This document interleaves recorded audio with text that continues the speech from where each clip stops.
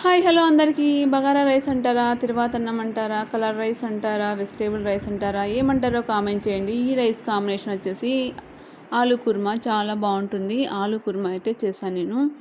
చూడండి, నేను 2 మినిట్సే వీడియో పెడుతున్నాను అండి. ప్లీజ్ చూసేవాళ్ళు కంప్లీట్గా చూడండి. ఆలు ముందే కట్ చేసుకొని ఉడకబెట్టేసుకొని స్మాష్ చేసి పెట్టుకున్నాను.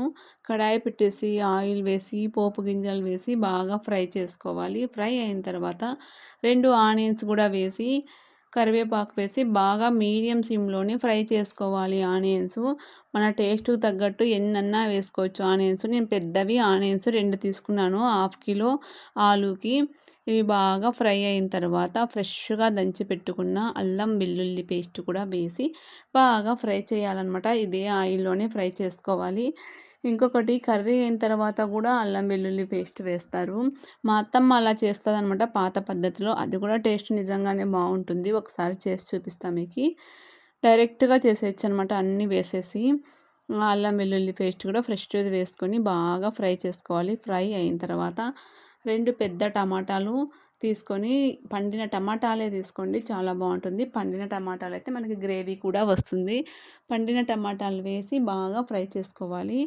ఇవి కూడా ఫ్రై అయిన తర్వాత కారం, పసుపు, ఉప్పు, ధనియాల పొడి, గరం మసాలా కూడా వేసి ఇదే ఆయిల్లోనే ఫ్రై చేయాలి. ఆయిల్లో ఫ్రై అయితేనే బాగుంటాయి అన్నమాట. బాగా ఫ్రై అయిన తర్వాత ముందే మనం ఉడకబెట్టుకున్న ఆలు స్మాష్ చేసి పెట్టుకొని ఇదే మసాలాలోకి మొత్తం వేసేసి 5 మినిట్స్ వరకు బాగా మగ్గ పెట్టాలి. ఎందుకంటే అలానైనా తినచ్చు, లేదంటే మనము చపాతీలకు అలానైనా తినచ్చు. మనకి గ్రేవీ కావాలంటే ఒక 2 గ్లాసులు వాటర్ వేసుకోవాలి. వాటర్ వేసుకుంటే మనకు గ్రేవీ వస్తుందన్నమాట. కొంతమంది కొబ్బరి కూడా వేసుకుంటారు. నేను వేయలేదండి, చాలా ఈజీగా అయిపోతుంది ఇలా అయితే. ఆయిల్ వేసేసి ఒక్క 5 మినిట్స్ అంతే అండి మగ్గబెట్టినామనుకో, మూత పెట్టేసి కర్రీ ఈజీగా అయిపోతుంది అనమాట. అంతే అండి, కొత్తిమీర వేసుకొని సర్వ్ చేసుకోవడమే. చూడండి, ఎంతో టేస్టీ అయిన ఆలు కుర్మా రెడీ. చపాతీలో కానీ, పూరీలో కానీ, బగారా రైస్లో కానీ, ఏ దాంట్లోకైనా వాడుకోవచ్చు, అంత బాగుంటుంది.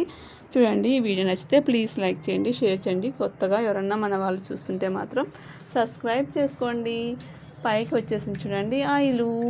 అంతే అండి, ఈ కర్రీ ఎంతో టేస్టీగా ఉంటుంది. మీరు ట్రై చేయండి తప్పకుండా.